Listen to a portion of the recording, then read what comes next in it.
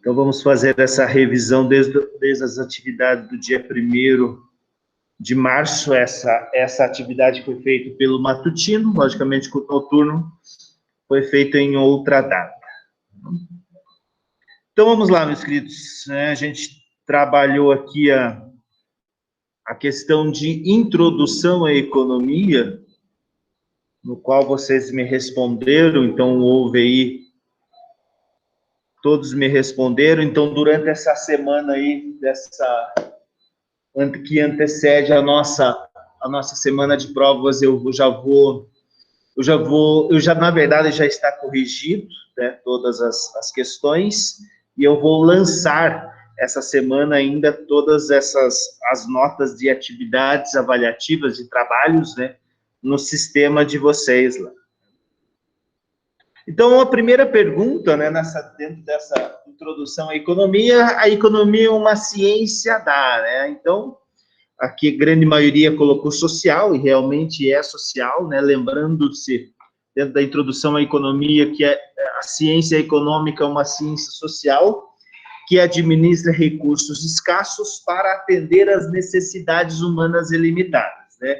A gente já tinha falado, né, que muitos pensam que é uma ciência exata, né, porque, né, pensam, né, que a gente utiliza números muitas vezes, mas como a gente trabalha com a instabilidade, lembram sempre disso, sazonalidade, nós trabalhamos sempre no dia a dia. Hoje, a cotação do dólar é um valor, amanhã vai ser outro, na semana passada foi outro, e assim até semana passada nós vimos a questão do canal de Suez, né, do cargueiro lá, que deu todo um prejuízo aí bilionário, né, nas exportações, nas comercializações entre países, entre continentes. Então, é uma ciência social que administra recursos escassos para atender às necessidades humanas ilimitadas, beleza?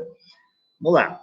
Então, aqui, né, dando continuidade a essa ciência social, economia, uma ciência social que administra recursos escassos dentro dessa outra atividade, dessa outra questão que eu coloquei lá nesse Google Forms. Então, é a ciência social que administra recursos escassos. Para quê? Né? Popularmente falando, nós trabalhamos a economia como ciência social, né, que administra recursos escassos, mas também ela é chamada de ciência da escassez ou das escolhas. Sempre nós estamos trabalhando nestas variáveis. Por quê? Porque ela é escassez. Porque, de um lado, nós temos as necessidades humanas que são ilimitadas, correto? Então, todos os dias precisamos nos locomover, todos os dias precisamos nos alimentar, todos os dias precisamos nos vestir, todos os dias precisamos trabalhar. Só que, do outro lado, nós temos os fatores de produção que são limitados ou escassos. Então, muitos de nós, futuros gestores aí de nossas empresas, de nossos escritórios, vamos ter que fazer escolhas muitas vezes, porque de um lado você precisa atender as suas necessidades e até as dos seus consumidores, mas de outro lado você não vai ter os fatores de produção disponíveis, né? Por isso, popularmente falando, é a ciência das escassez ou das escolhas.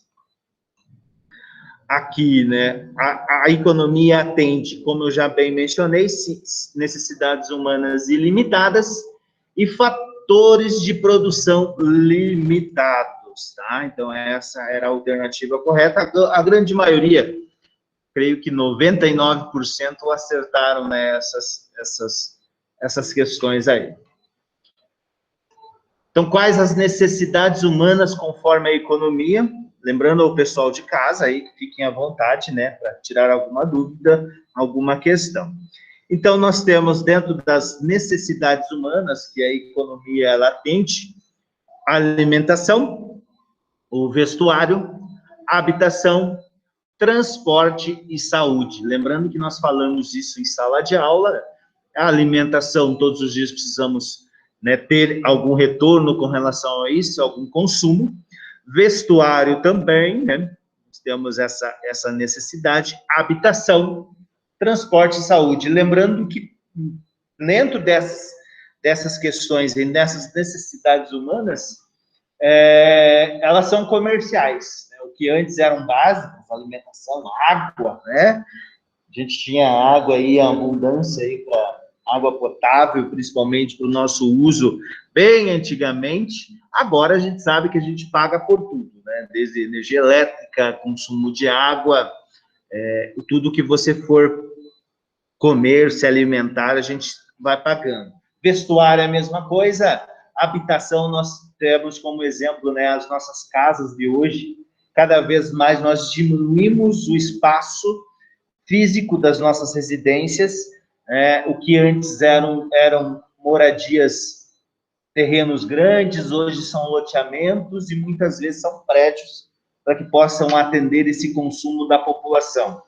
Transporte, cada vez mais nós somos reféns, né, de transporte de qualquer tipo, né, desde transporte público, como também de transporte particular, ou até mesmo aplicativos hoje. Hoje a gente precisa se reorganizar, se locomover a todo momento, né?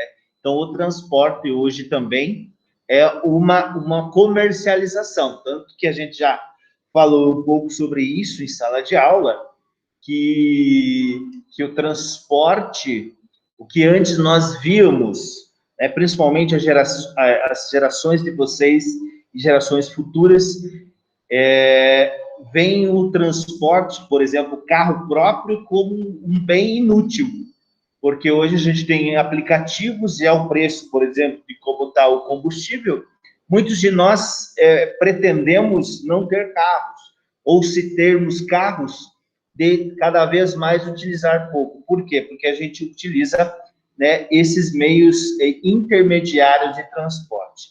E falamos sobre saúde. Saúde é a nossa necessidade. Vemos agora essa questão da pandemia, principalmente, onde nós importamos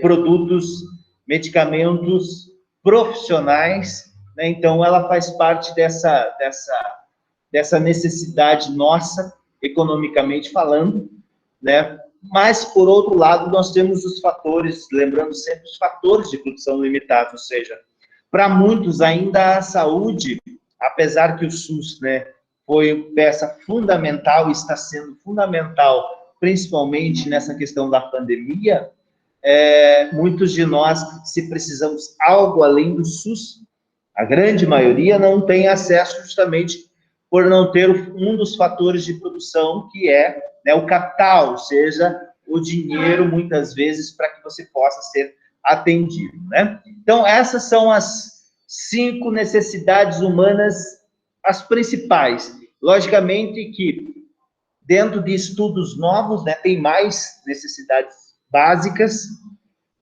Comercialmente falando, vamos analisar a internet, né, o Wi-Fi, a bateria do celular, né, ela queira ou não, ela é uma fonte de renda hoje, né, da grande maioria das pessoas. A energia elétrica também fique um dia, né, fiquemos um dia sem luz elétrica, você fica louco, né? Por quê? Porque automaticamente a indústria, ela para, né, o nosso consumo, ela para. Então, tem mais coisas dentro das necessidades humanas que estão sendo inseridas nessas questões a mais. Mas as 5 principais ainda são alimentação, vestuário, habitação, transporte e saúde. Os fatores de produção, a gente já falou sobre isso, né? Quais são? Opa, aqui. Os fatores de produção, terra, que são os recursos naturais, no qual são os provenientes, né, de todo o extrativismo, tanto mineral como vegetal. Trabalho, né, o mão de obra. Lembram que nós falamos não com relação à quantidade, hoje no Brasil a estimativa é de 14 milhões de pessoas desempregadas formalmente, mas a gente sabe que tem muito mais do que, muito mais não, né? Um pouco a mais do que isso. Mas aqui a gente fala dentro da economia a questão de capacidade, né? Capacitação, na verdade, né? Capacitação intelectual. Por que ela é um dos fatores de produção limitado? Justamente por isso, né? Tem poucos no mercado que são capacitados, né? Por isso o preço ele fica um pouco maior do que com relação aos incapacitados, né? Ou que são mais das linhas operacionais, que infelizmente ficam fora do mercado de trabalho. Então, nesse quesito, o trabalho, né, os recursos humanos fazem parte dessa questão mais de capacitação, ou seja, eles são limitados nesse rol de profissionais um pouco mais capacitados para atender toda essa demanda.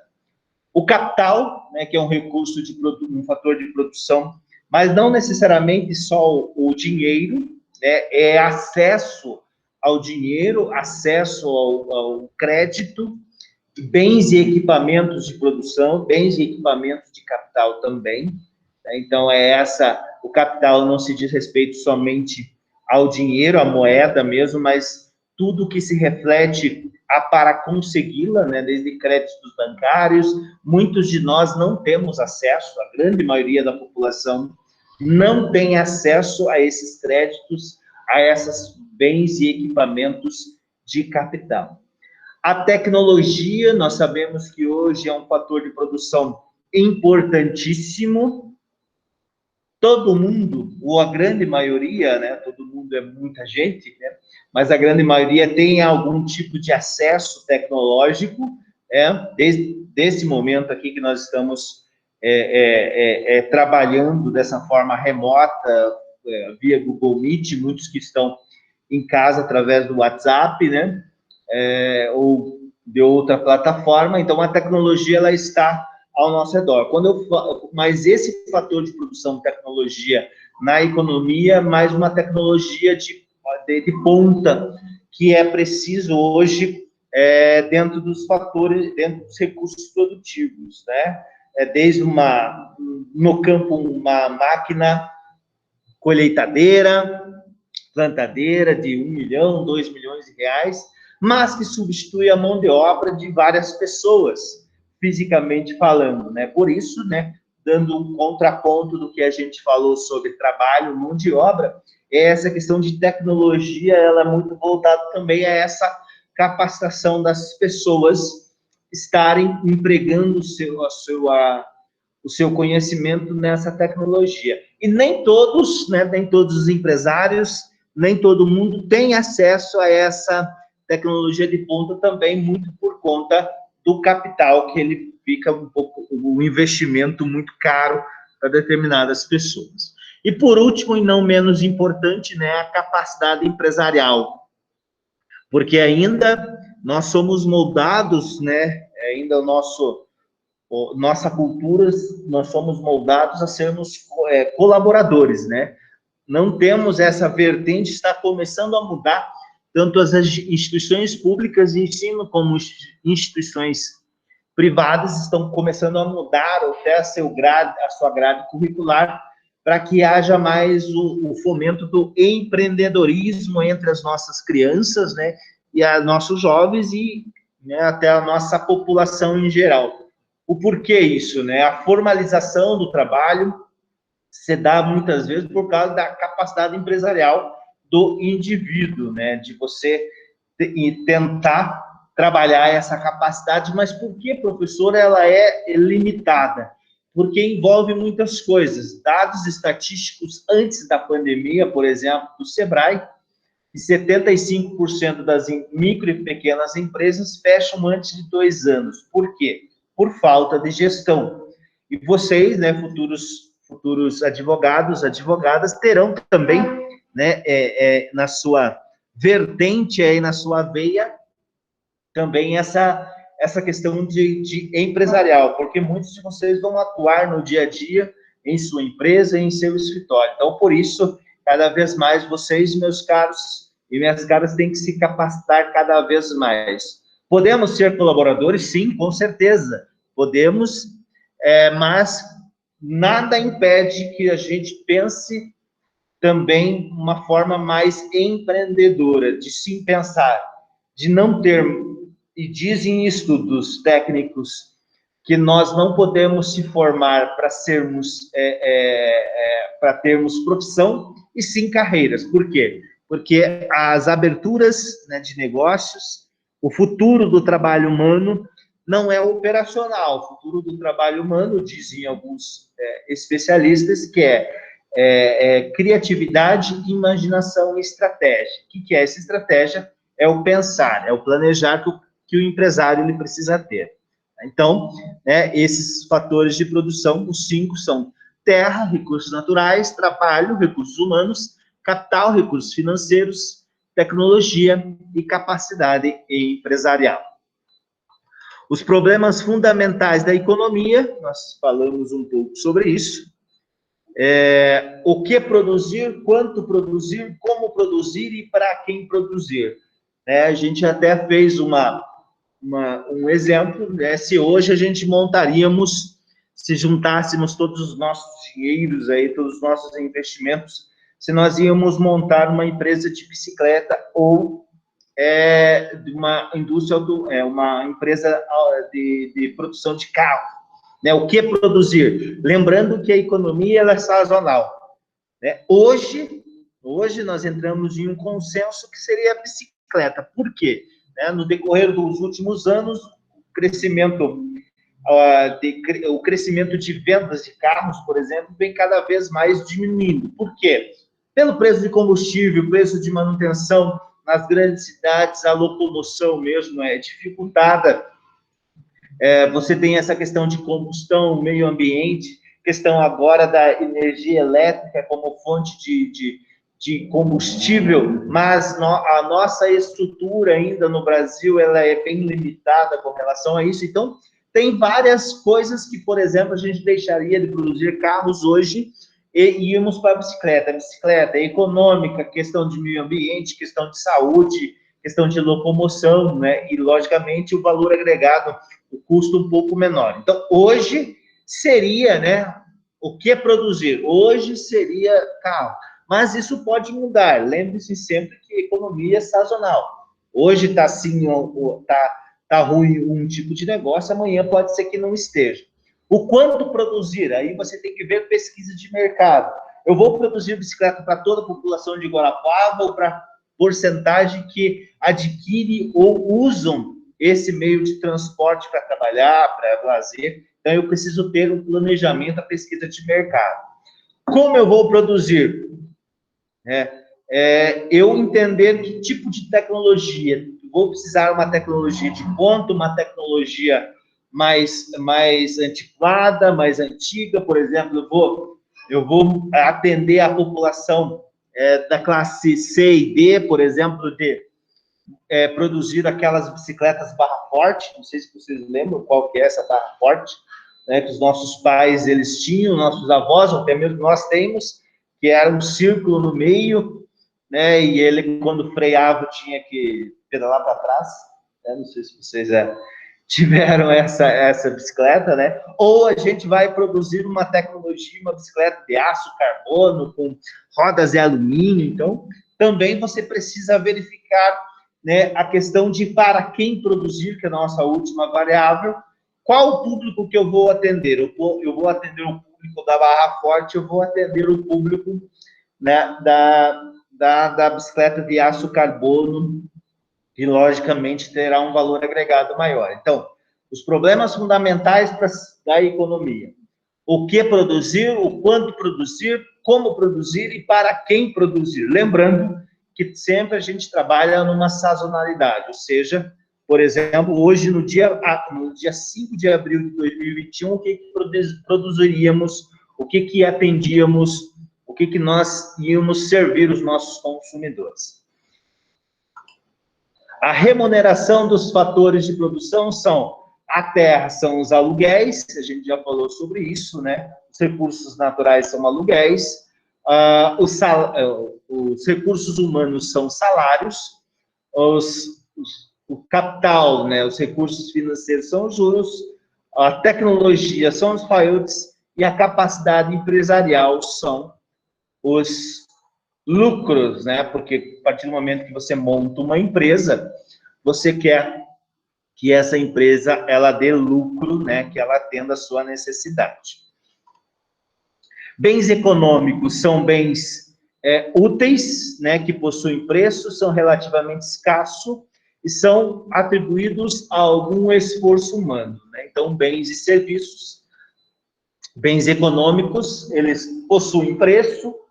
Como tudo, a gente sabe que eles na economia são escassos e que são atribuídos a algum tipo de trabalho humano.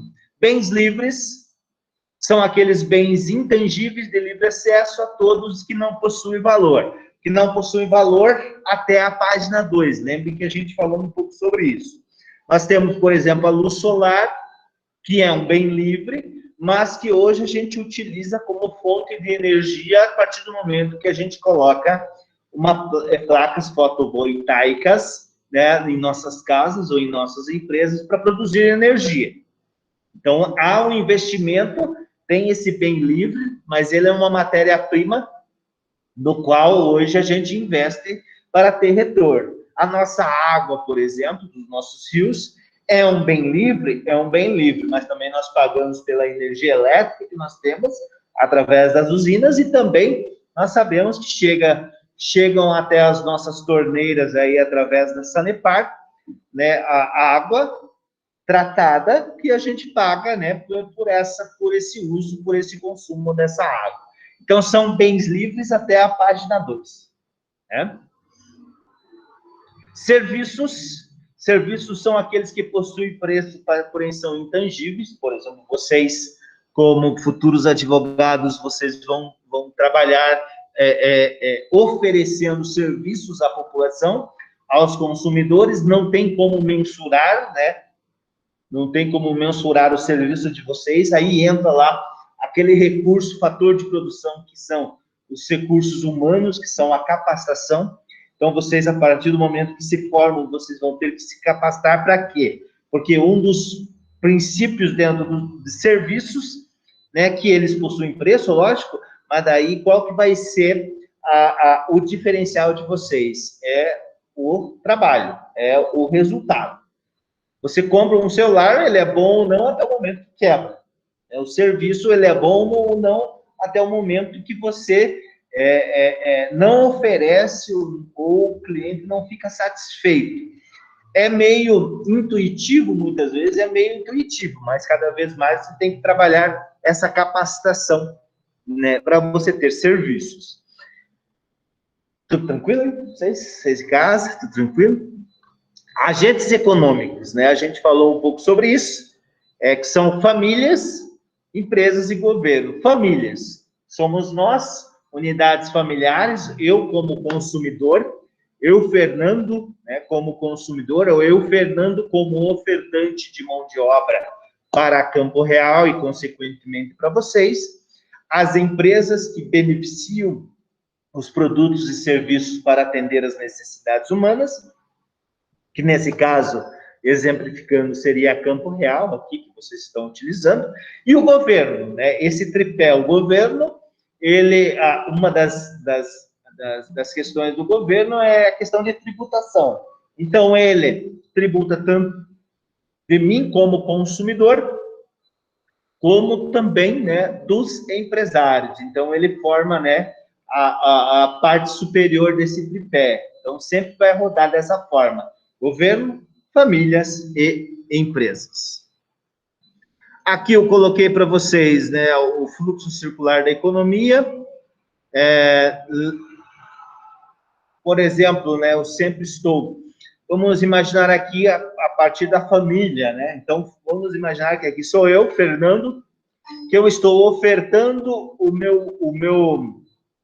a minha mão de obra, né, para o mercado de fator de produção, na qual, né, esse mercado de fator de produção, ele oferta para as empresas, como a Campo Real.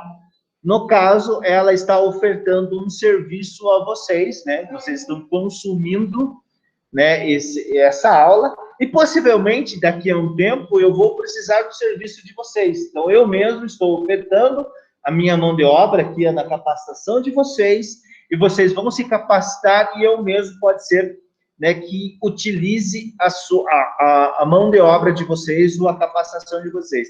A economia é sempre isso, sempre nesse círculo virtuoso. Se uma desses elos quebra-se, por exemplo, a Campo Real, Deus do livre, né?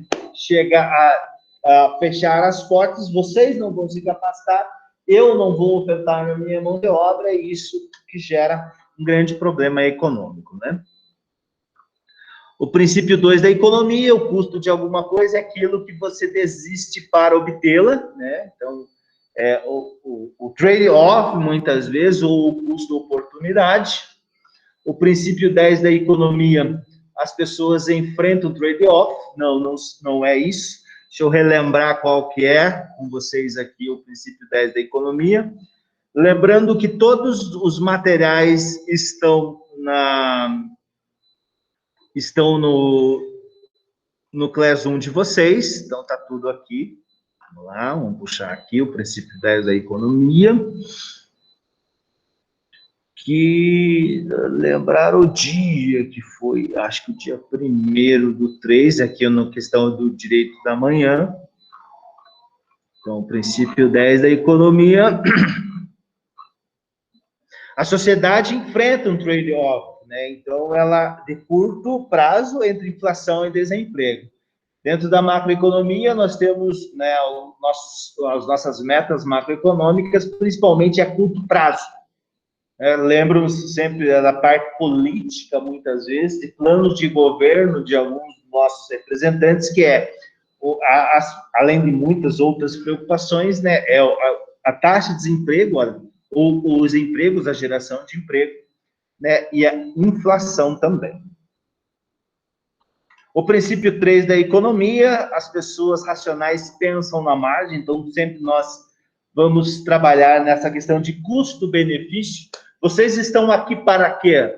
Para ter resultados em alguns trabalhos, em algumas situações posteriores. Então, vocês estão se capacitando, vocês estão investindo tempo de vocês para quê? Para ter um retorno, logicamente, financeiro, né, dentro desses 5 anos que vocês estão por aqui.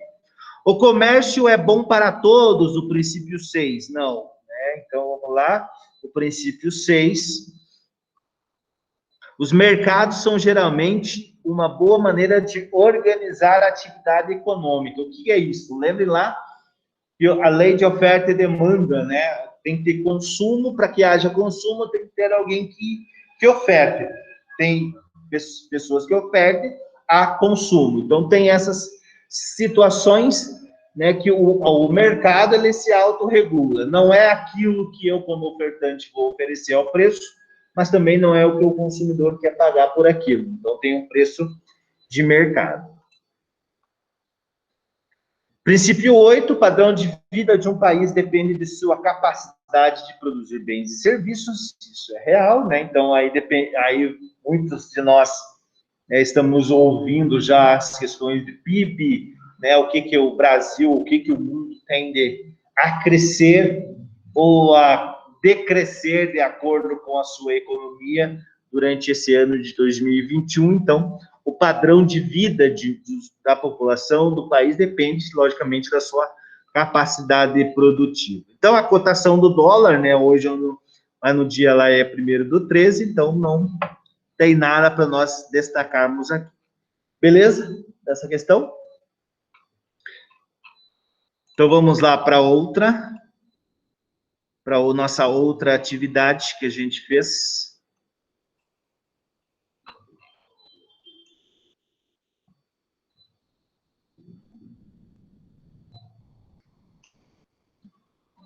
Sobre mercados.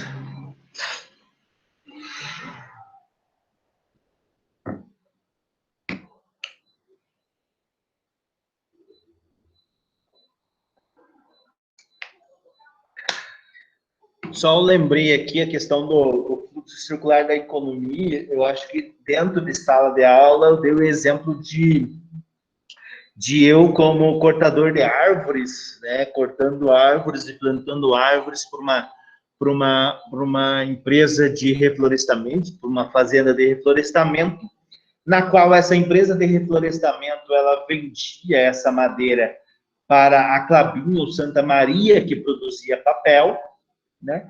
A Santa Maria ela beneficia esse papel e vende para o comércio de bens e serviços, que é a papelaria, e no qual eu vendo não, né? Desculpa, eu compro mesmo papel produzido, né? Então, eu dei o exemplo hoje da Campo Real, mas logicamente em sala de aula eu dei um outro exemplo que acho que é mais específico, mais entendível para vocês, beleza? Então vamos lá, meus queridos e minhas queridas, vamos aqui nessa outra atividade avaliativa sobre mercados. Aqui está no dia 22/3, que é a turma matutina, mas como eu também estou gravando esse vídeo de revisão para noturna também, agora eu não sei qual que é o dia de vocês.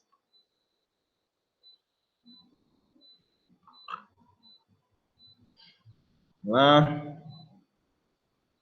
Sempre desconfia de um estudante de direito que não tem olheiras, né? Mas vocês ainda estão no primeiro período, ainda não vão se preocupar com isso. Então, aqui muitas pessoas fizeram, né? Então, a questão dissertativa, meus queridos,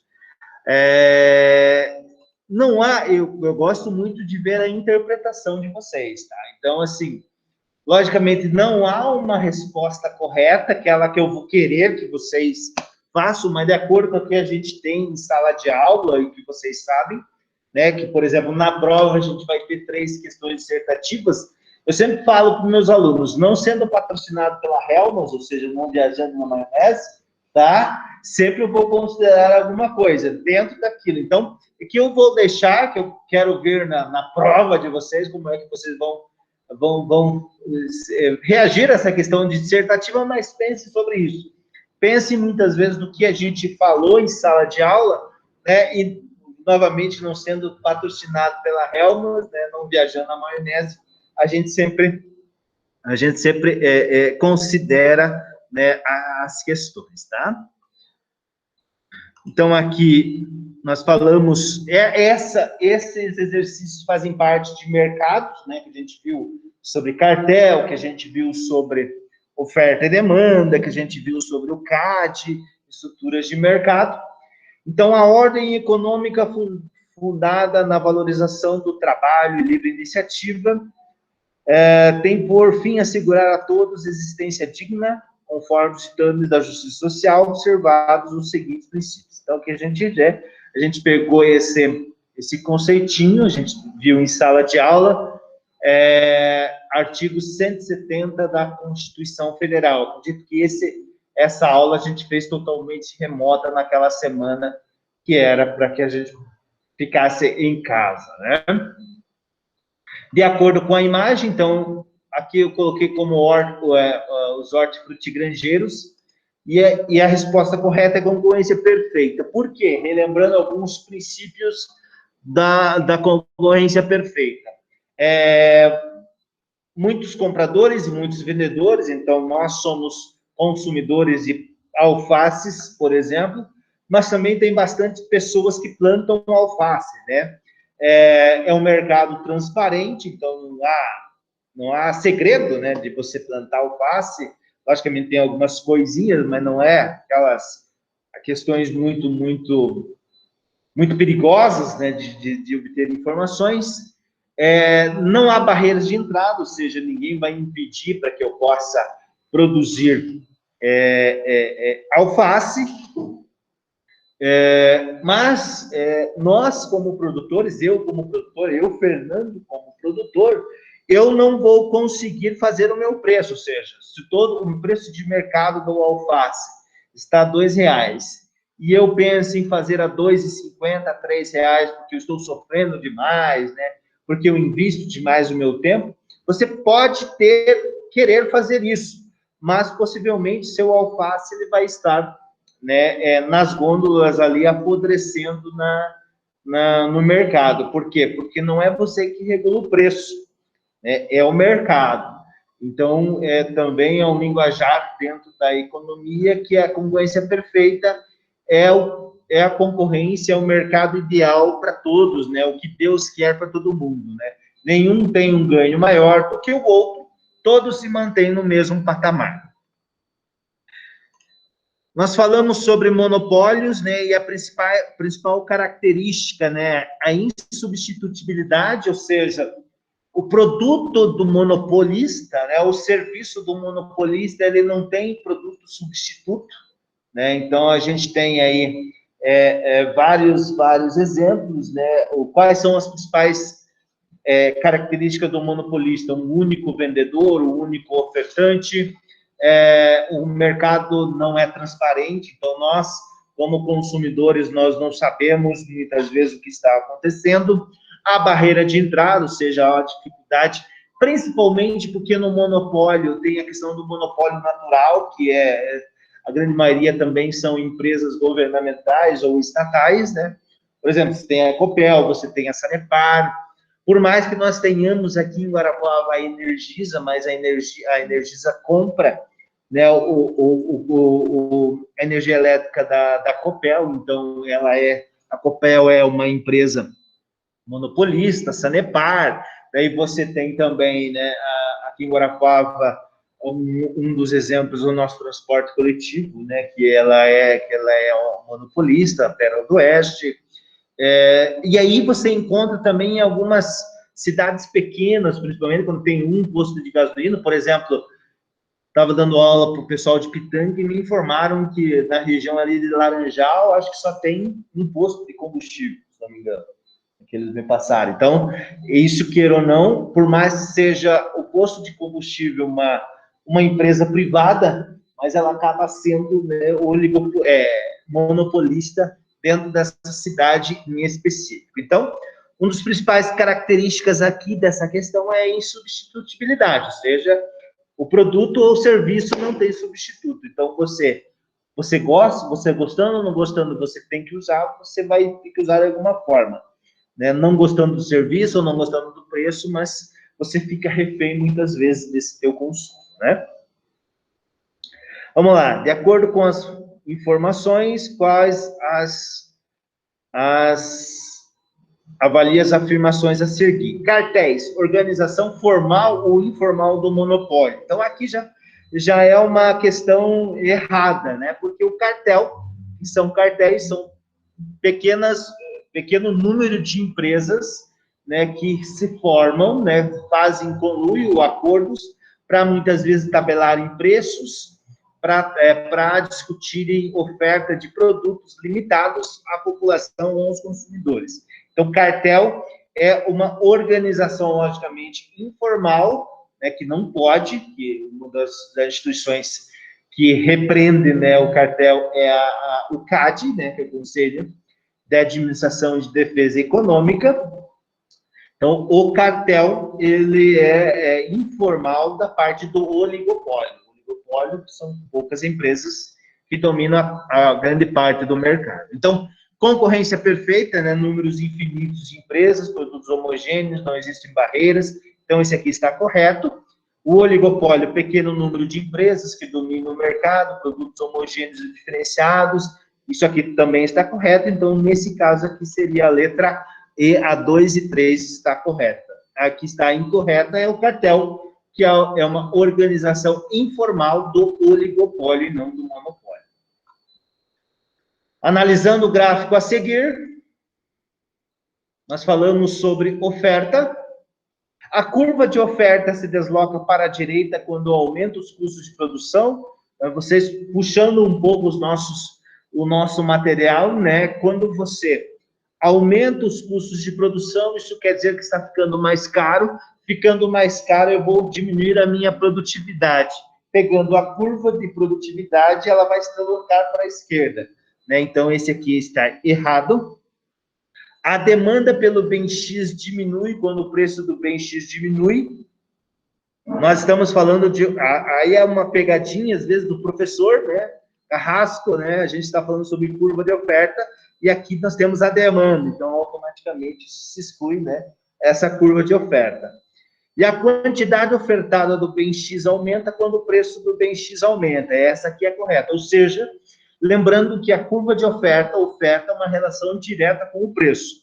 O preço subiu, a quantidade ofertada vai subir. O preço desceu, a quantidade ofertada ela vai descer também. Beleza? Aqui nós estamos falando sobre curva de oferta, curva de demanda. A curva de demanda indica para diferentes preços quanto de um bem os consumidores estão dispostos a comprar. A curva de demanda é negativamente inclinada, descendente da esquerda para a direita. Então, descendente da esquerda para a direita, tá certo, né? Ela indica para diferentes tipos de preço quanto de um bem os consumidores estão dispostos a comprar. Ou seja, diminuiu o preço de um bem, eu vou consumir mais. Subiu o preço de um bem, eu vou consumir menos. Então, uma relação inversa com o preço. A curva de demanda é negativamente inclinada, pois quando o preço de um produto aumenta, a quantidade que os consumidores demandam diminui. Perfeito. A curva de demanda, quando representada em gráfico, tem inclinação positiva. Então, aqui já, essas duas aqui já negativaram essa terceira aqui. Então, aqui é 1 e 2 apenas. Fatores que determinam o deslocamento da curva de demanda, né? Quais são? Preço dos próprios bens, né? Quanto maior o preço de um bem, menor a quantidade consumida. Preços de bens substitutos e complementares, lembra que a gente falou um pouco sobre isso?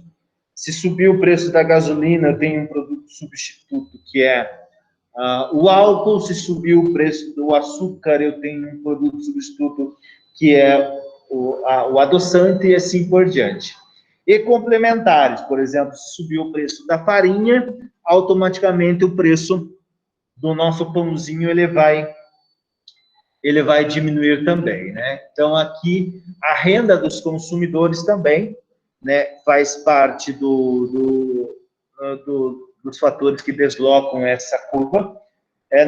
Dentro das rendas dos consumidores, nós temos o bem normal dentro da economia. Quanto maior renda as pessoas vão consumir mais, quanto menor renda as pessoas consumem menos.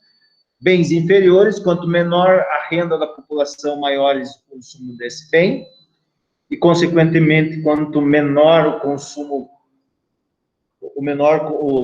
quanto menor renda da população, maior o consumo desses bens inferiores. E bens de consumo saciado, ou seja, independe de preço, independe de consumo. Se precisar, você tem que comprar, que a gente até falou sobre gás de cozinha, sal de cozinha, e assim por diante. E, por último, e não menos importante, os gostos e preferências dos consumidores. Por exemplo, em época de Copa do Mundo, bola de futebol. Em época de eleição, por exemplo, a comunicação visual nos carros, né? Então, há esses eventos mais pontuais com relação a isso. Beleza? Aqui, né, o exemplo, estrutura de mercado do monopólio. Aqui são Petrobras, Sanepar e Copel, são empresas monopolistas, como a gente bem mencionou. Alguns colocaram aqui Coca-Cola, mas Coca-Cola ela não é uma empresa monopolista, tá? Por quê? Porque não tem só a Coca-Cola, tem outros refrigerantes, então tem Pepsi. No marketing, né, você pensa em Coca-Cola, porque quando você pensa em refrigerante, você pensa, né, na latinha vermelha, ali no rótulo vermelho de Coca-Cola, mas empresas monopolistas mesmo. Nesse caso aqui que eu coloquei, né, é Petrobras, Sanepar e Copel.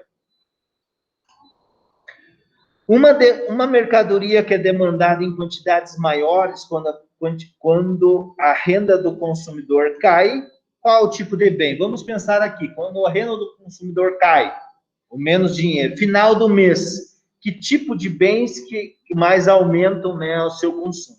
São os bens inferiores, né, os bens de segunda linha. Aí você coloca, acho que a gente falou em exemplos em sala de aula, que eram a carne moída de segunda, né, por exemplo. Então, esses são os tipos de bens que aumentam o consumo quando a renda diminui. Qual que são, né, além do preço, os determinantes de oferta determinante são os custos de produção. Ou seja, o meu custo vai aumentar ou diminuir de acordo com a mão de obra que eu utilizar, o capital que eu tiver. Se eu vou ter um capital de terceiro, eu pago juros, então fica mais caro. Se eu tenho um capital próprio, eu não pago juros. Matérias-primas e o governo, né? Através da alíquotas de impostos. Se diminui o imposto, logicamente, vai ficar mais barato para que eu produzir. E se aumenta o preço dos tributos, ele fica mais caro para que eu possa produzir.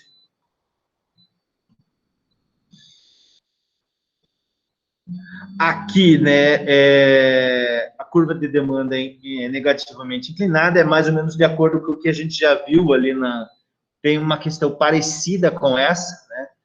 Então, aqui aqui está errada, a curva de demanda tem inclinação positiva, então, quando a gente fala positivo, é curva de oferta. Positivo por quê? Relação direta com o preço. Quando o preço sobe, a quantidade produzida ela vai subir também. Aqui, qual que é a curva? É a curva de oferta, né? Sempre dessa forma, porque aumentou, tem um preço no qual eu vou produzir X, subiu o meu preço, vou produzir mais, né? Ou desceu, vou produzir menos. Então, essa é a forma da curva de oferta. Essa aqui, consequentemente, é a curva de demanda, um segredo. O gráfico representa a curva de equilíbrio de mercado. Então, aqui, a gente falou um pouco sobre CAD, compete prevenir e reprimir as infrações contra a ordem econômica, orientado pelos ditames constitucionais de liberdade de iniciativa, a livre concorrência, função social da propriedade, defesa dos consumidores, repressão ao abuso do poder econômico, que é o CAD que a gente falou sobre isso. Ele atua tanto nessa questão dos cartéis, como também de fusões de empresas. Então, tem essa preocupação, porque daí empresas com maior poder de mercado, né, quando se unem, elas viram, entre aspas, monopólio, né? Então, tem que tomar muito cuidado, né? A questão mais governamental, o CAD, ele atua dessa forma para prevenção. Aqui, né, quais são as fruto da fusão aqui a BR Foods é o fruto da fusão da Sadia e Perdigão, e a cotação do dólar do dia, né, que vocês fizeram estes exercícios. Então, alguma dúvida, vocês dois aqui em sala? Alguma dúvida, pessoal, aí de casa, com relação a essas questões aí que eu revisei aqui agora para vocês?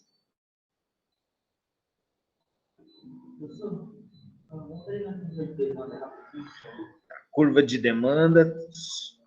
Vamos lá. Curva de demanda. Aqui?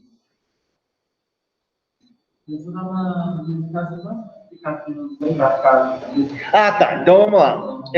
Então, uma curva de demanda indica para diferentes tipos de preço quanto de um bem os consumidores estão dispostos a comprar. Ou seja, se o preço estiver alto, eu vou consumir menos, né? Então, se o preço estiver baixo, eu vou consumir mais. Então, a curva de demanda é negativamente inclinada, descendente da esquerda para a direita. Então, é dessa forma aqui, descendente da esquerda para a direita, sempre dessa forma assim, né? Tá, daí aqui eu vou dar a questão 2. A curva de demanda é negativamente inclinada, pois quando o preço de um bem, do produto aumenta, a quantidade que os consumidores demandam diminui. Então, na verdade, eu somente expliquei novamente essa questão 1, né? Então, aqui daí já fala um pouco sobre consumo e preço. E aqui, que são as pegadinhas dos professores, né? Que a curva de demanda, quando representada em gráfico, tem inclinação positiva.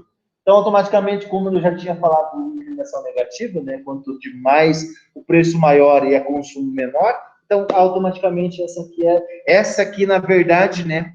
Inclinação positiva, que é a relação direta com o preço, é a curva de oferta. Né? Não, a 1 e a 2, né? Porque a 2, ela complementa a 1 também. Tá bom?